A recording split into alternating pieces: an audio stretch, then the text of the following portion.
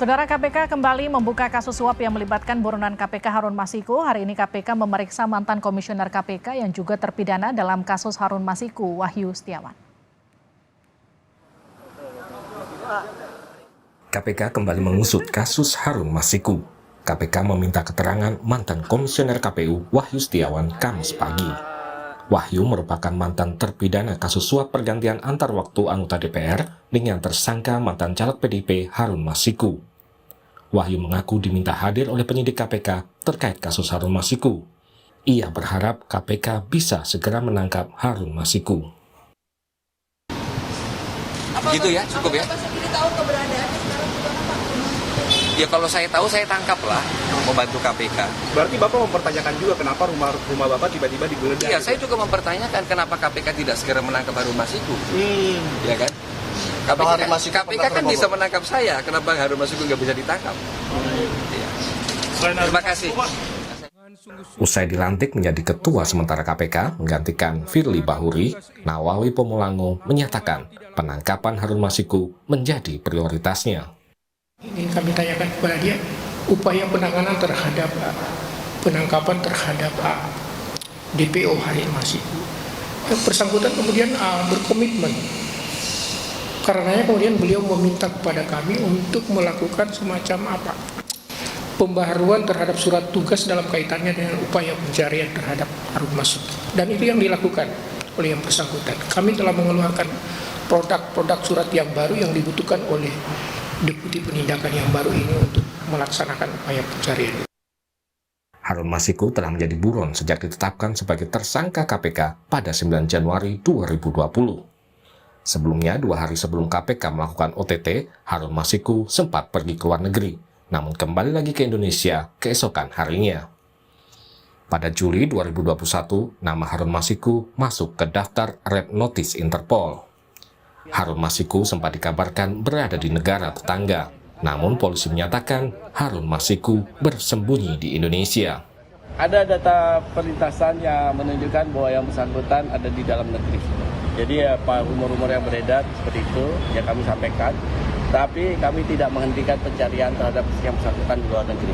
Itu per kapan Pak data perlintasan itu Pak? Lupa tanggalnya, tapi ada. Tahun ini Pak? Ya, sehari setelah dia keluar dia balik lagi. Kasus Harun Masiku bermula dari OTT KPK terhadap komisioner KPU kala itu Wahyu Setiawan.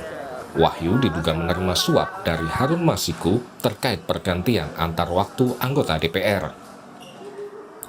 Wahyu telah diadili dan divonis 6 tahun penjara dan diperberat MA menjadi 7 tahun. Saat ini Wahyu telah mendapat pembebasan bersyarat sejak Oktober lalu. Tim Liputan Kompas TV.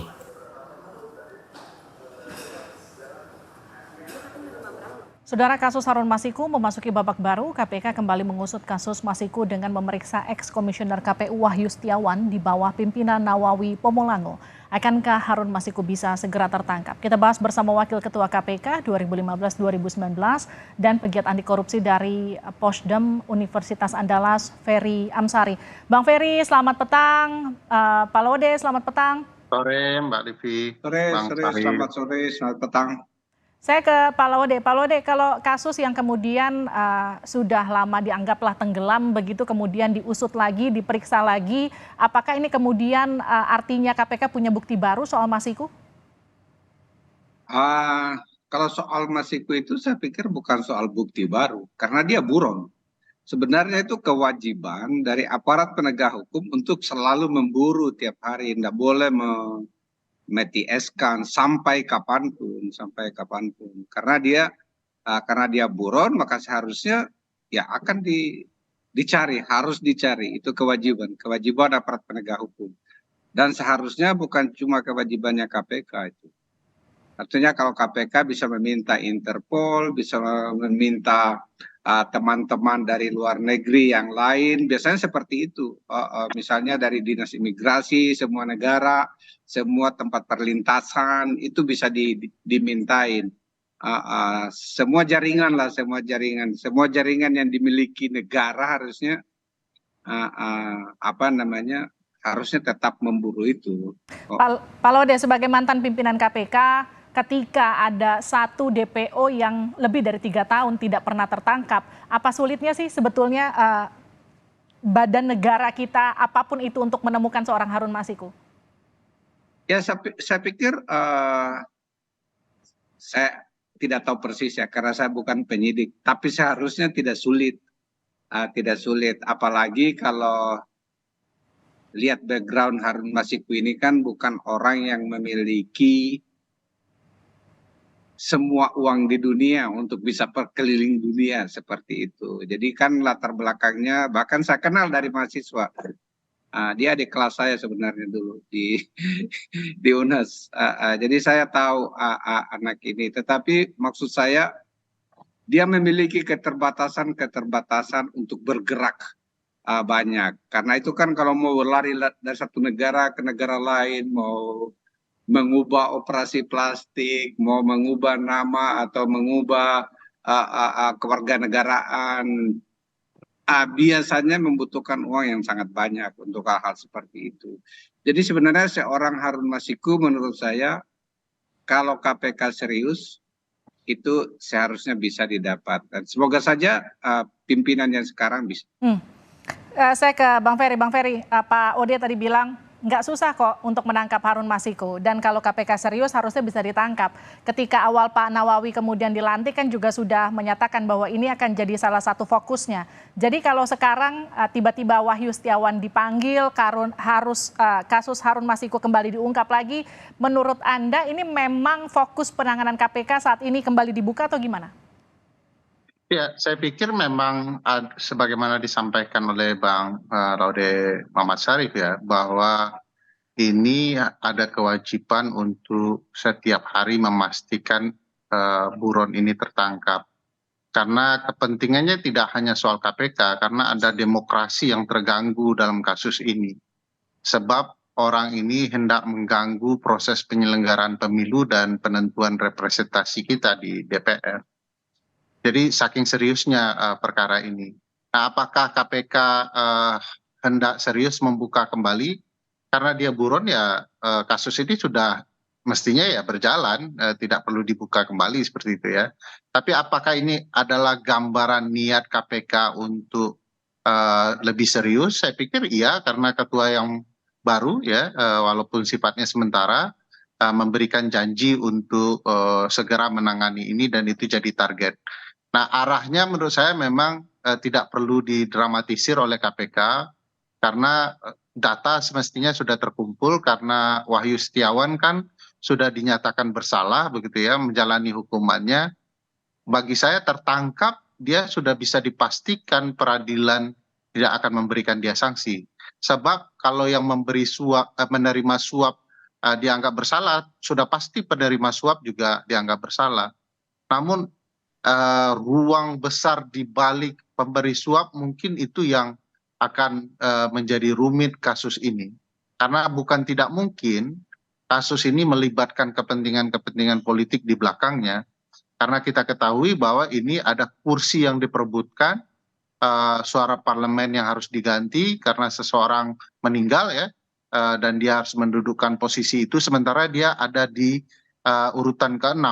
Jadi mustahil sebenarnya dia bisa duduk, tetapi karena ada kekuatan politik, ada permainan di internal KPU juga, maka seolah-olah ini bisa masuk akal.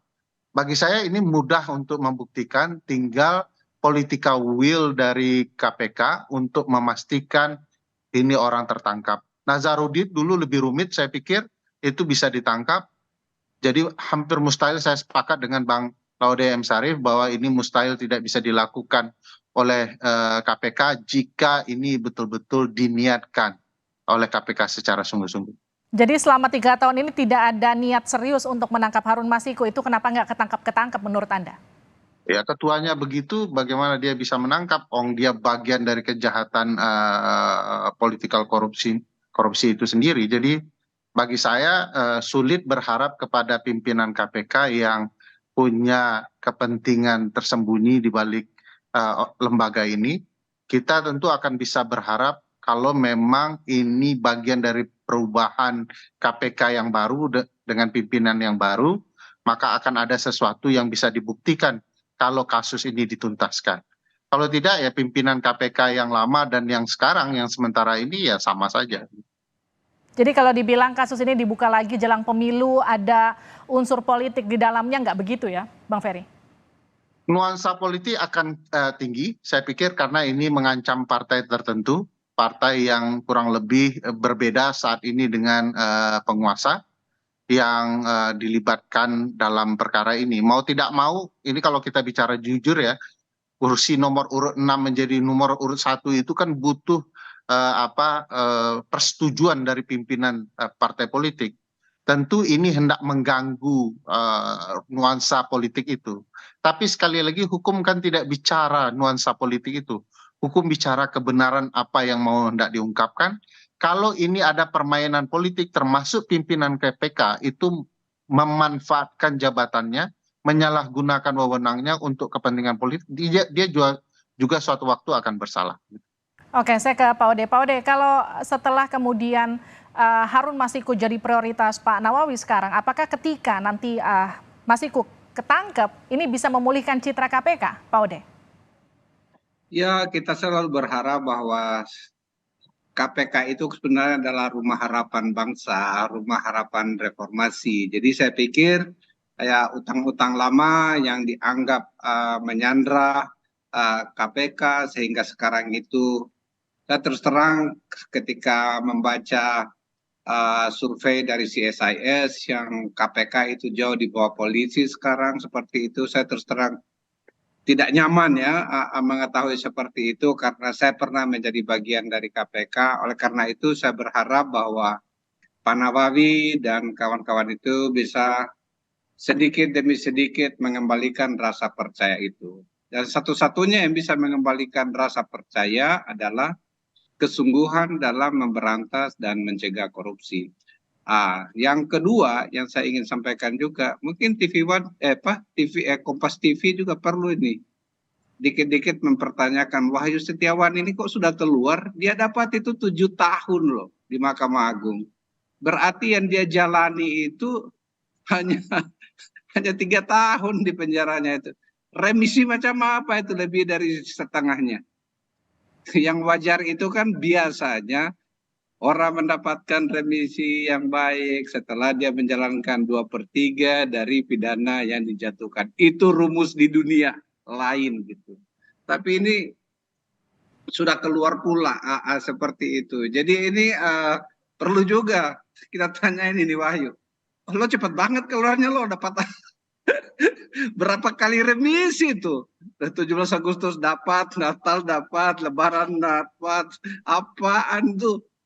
Seperti itu. Jadi yang kayak begini-begini nih. Jadi sebenarnya, tapi ini bukan tanggung jawab KPK ini, karena diubah undang-undangnya sehingga pemerintah itu kelihatan memang pemerintah yang sekarang itu menurut saya tidak pernah serius memberantas korupsi ini, termasuk dalam kasus Harun Masiku ini sebenarnya. Jadi jangan kita harus melihatnya juga mungkin secara agak holistik di luar si Harun. Karena Harun itu hanya aktor kecil atau aktor figuran dalam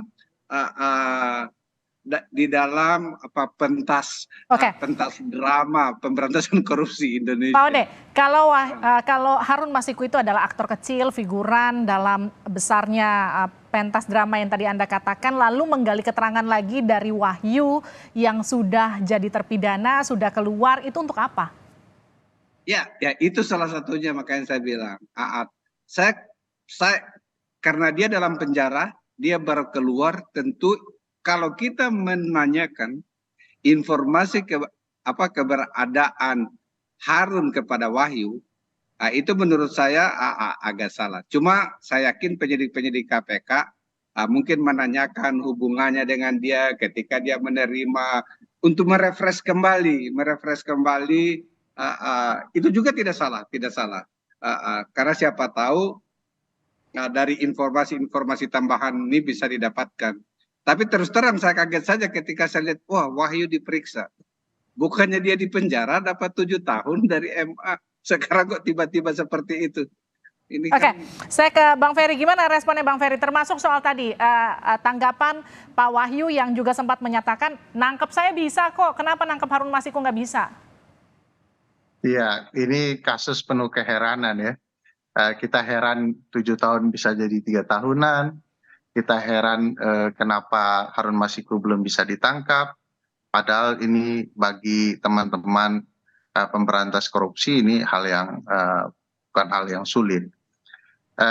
Saya tentu juga merasa kenapa kasus ini berputar-putar ya, lama sekali.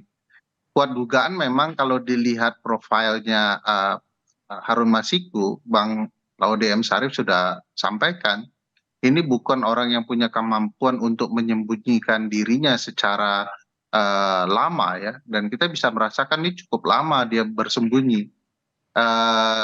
Dari profil itu kita bisa mengetahui ada pihak lain yang kemudian melindungi dan menyembunyikan Harun Masiku. Makanya saya menyinggung, bukankah untuk seseorang dari peringkat 6 artinya untuk bisa duduk di parlemen menjadi peringkat 1 butuh persetujuan berbagai pihak agar dia bisa meloncat, dan itu besarnya. Bang Ferry. Nah, apakah ini urusan politik nanti kita bahas?